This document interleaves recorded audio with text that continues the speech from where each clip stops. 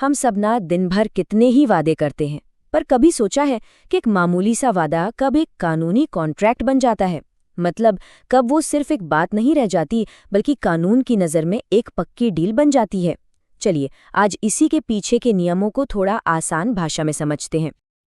तो आज का सबसे बड़ा सवाल यही है, वो कौन सी चीज़ है, वो क्या खास बात है जो एक आम से वादे को एक ऐसे कॉन्ट्रैक्ट में बदल देती है जिसे कानून भी मानता है। चलिए इसी का पता लगाते हैं। देखिए, ये पूरा प्रोसेस एक सफ़र जैसा है और इस सफ़र में 4 बहुत ही अहम पड़ाव हैं। हम एक एक करके इन चारों को समझेंगे और देखेंगे कि कैसे एक छोटा सा आइडिया एक पक्के कॉन्ट्रैक्ट की शक्ल लेता है। तो सबसे पहला सवाल तो यही आता है कि भाई वादों के लिए नियमों की ज़रूरत ही क्या है? ज़रूरत है भरोसे के लिए, एक ऐसा सिस्टम बनाने के लिए जहां हर किसी को पता हो कि क्या उम्मीद करनी है। इसे ऐसे समझिए कि कॉन्ट्रैक्ट लॉ एक तरह का सेफ्टी नेट है। ये एक ढांचा देता है ताकि जो वादे किए गए हैं वो सिर्फ हवा में न रहें, उन्हें लागू भी किया जा सके। इससे लेन देन में एक तरह की निश्चितता आती है। और अगर मान लीजिए कोई अपना वादा तोड़ दे, तो ये कानून हमें बताता है कि आगे क्या करना है, क्या उपाय हैं। ये नियम कोई आजकल में नहीं बने हैं, इनका एक लंबा इतिहास है। सोचिए, पुराने जमाने में वादे सामाजिक या धार्मिक दबाव से पूरे करवाए जाते थे। फिर जैसे जैसे व्यापार और कॉमर्स बढ़ा, तो और पक्के नियमों की जरूरत महसूस हुई और आखिरकार 1 सितंबर 1872 को भारत में आया द इंडियन कॉन्ट्रैक्ट एक्ट, जिसने इन सारे बिखरे हुए सिद्धांतों को एक जगह, एक कानून में पिरो दिया। चलिए अब सफर के सबसे पहले और सबसे जरूरी पड़ाव पर आते हैं। वो पहली चिंगारी जहां से सारी कहानी शुरू होती है, यानी प्रपोजल और एक्सेप्टेंस, ऑफर और उसकी स्वीकृति। तो ये ऑफर या प्रपोजल आखिर है क्या? देखिए, ये सिर्फ कुछ कहना भर नहीं है। ये एक साफ इरादा है कि सामने वाले से हाँ सुननी है। मतलब एक व्यक्ति दूसरे के सामने कोई बात इस नियत से रखता है कि दूसरा उस पर अपनी सहमति दे। अच्छा, अब ये वाला पॉइंट समझना बहुत जरूरी है, क्योंकि यहाँ अक्सर कंफ्यूजन होता है। हर चीज जो ऑफर जैसी दिखती है वो असल में ऑफर होती नहीं है। जैसे कोई कहे, मैं अपनी कार 10,000 में बेचूंगा, ये एक सीधा डायरेक्ट ऑफर है। लेकिन किसी दुकान में चीज पर लगा प्राइस टैग या अखबार में कोई विज्ञापन, वो ऑफर नहीं है, वो है इन्विटेशन टू ऑफर। मतलब वो कह रहे हैं कि आइए और हमें ऑफर दीजिए। और जैसे ही उस ऑफर को सामने से हाँ मिल जाती है, बस हो गया जादू। वो एक तरफा प्रपोजल अब एक 2 तरफा वचन या प्रॉमिस बन जाता है। ये वो लम्हा है जब दोनों लोग एक ही बात पर सहमत हो जाते हैं। लेकिन हाँ कहने के भी कुछ कायदे कानून हैं। स्वीकृति जो है वो बिल्कुल साफ होनी चाहिए, बिना किसी अगर मगर के। और ये बात उस इंसान तक पहुंचानी भी जरूरी है जिसने ऑफर दिया था। और हाँ, ये सब एक सही समय के अंदर होना चाहिए, ऐसा नहीं कि सालों बाद जवाब दिया जाए। ठीक है, तो अब हमारे पास एक प्रॉमिस तो है, लेकिन कानून इसे इतनी गंभीरता से क्यों लेगा?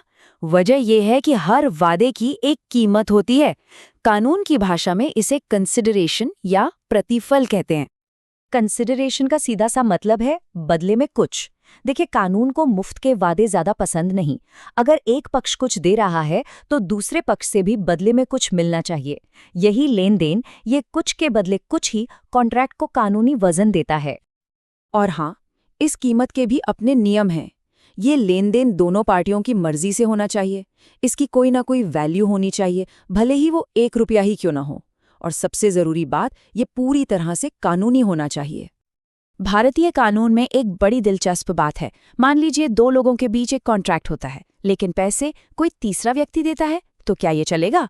बिल्कुल, कंसिडरेशन या कीमत कोई तीसरा भी दे सकता है। लेकिन हाँ, कॉन्ट्रैक्ट को लागू करवाने का हक सिर्फ उन्हीं 2 लोगों के पास रहेगा जिनके बीच वो हुआ था। तो हमारे पास ऑफर है, एक्सेप्टेंस है और कंसिडरेशन भी है। लगता है काम पूरा हो गया है ना? नहीं, अभी नहीं। सफर में एक आखिरी पड़ाव, एक फाइनल चेक अभी बाकी है।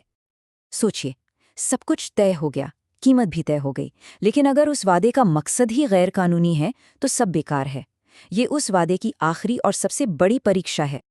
कानून बिल्कुल साफ कहता है, अगर कोई अग्रीमेंट किसी भी तरह से गैर कानूनी है, जैसे कि वो धोखाधड़ी के लिए है या किसी को नुकसान पहुंचाने के लिए है या फिर समाज के नैतिक मूल्यों के खिलाफ है, तो वो अग्रीमेंट शुरू से ही शून्य है।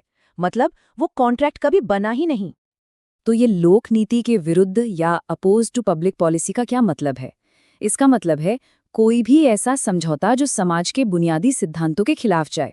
जैसे किसी को हमेशा के लिए कोई भी व्यापार करने से नहीं रोका जा सकता, या किसी को अदालत जाने के हक से महरूम नहीं किया जा सकता। ये चीजें मान्य नहीं हैं।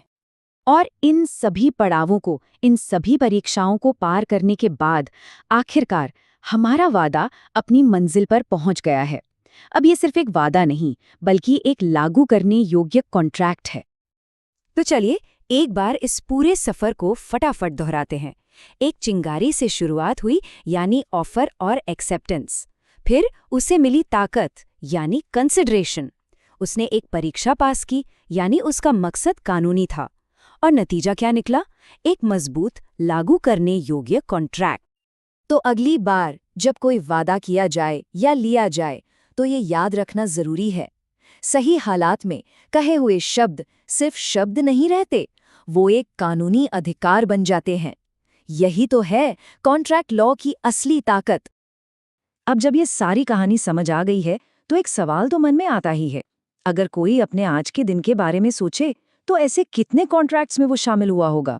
सुबह की कॉफी खरीदने से लेकर बस का टिकट लेने या ऑनलाइन कुछ ऑर्डर करने तक। गिनना शुरू करें तो शायद जवाब हैरान कर दे।